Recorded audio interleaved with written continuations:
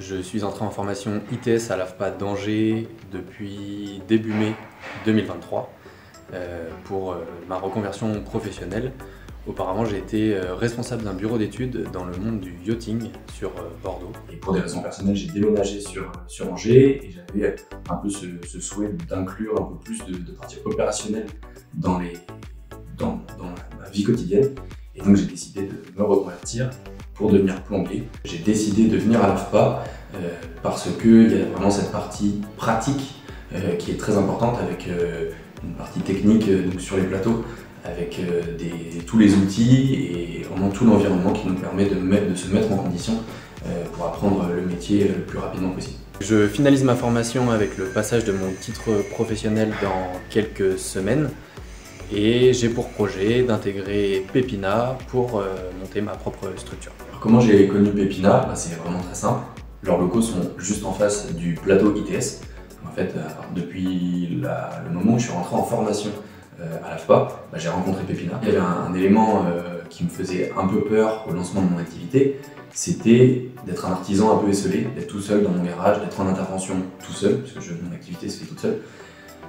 Et donc, de parler à personne, de pas forcément avoir d'avis différents ou d'avoir des points de vue différents. On a différents plateaux, on a un atelier bois dédié à la menuiserie, la charpente et l'ébénisterie. On a un plateau, un labo cuisine dédié à tous les professionnels de la restauration. Et puis après, on a la deuxième partie avec un plateau qui s'appelle la fabrique, qui sont plutôt des espaces privatifs dédiés à des artisans comme Julien Baron, plombier à vélo installé chez nous. Intégrer Pépina, c'était la meilleure solution pour moi parce que ça regroupe tous les cœurs de métier de l'artisanat.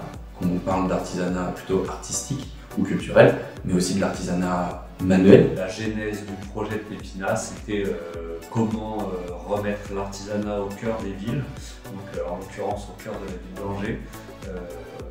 Et donc on a cette chance-là aujourd'hui d'être installé sur le site de l'AFPA d'Angers. Maintenant, j'ai lancé mon activité de plombier à vélo qui s'appelle Bicyclo. Je me suis demandé comment on pouvait être au plus près des clients, être agréable dans les interventions et surtout être réactif, flexible, notamment sur des zones comme le centre-ville ou le cœur de ville d'Angers où les zones d'accès pour les véhicules sont quand même de plus en plus restreintes. Mais c'est vrai que là, le fait d'être dans le centre d'Angers avec des partenaires vraiment juste à côté et principalement l'AFPA qui quand même forme des artisans et avec ce super exemple qui est Julien aujourd'hui. Plusieurs points forts, c'est l'entraide, le fait de pouvoir discuter, parce que quand on est artisan, même si on n'est pas sur le même corps de métier, on a les mêmes problématiques.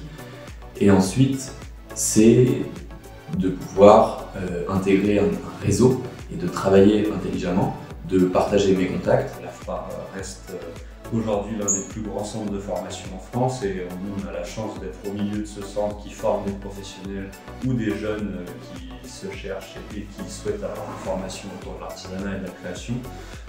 Et nous on répond à ce besoin qu'ont les artisans qui se lancent de trouver du foncier, trouver des machines, trouver des services et c'est exactement ce à quoi répond Pépina.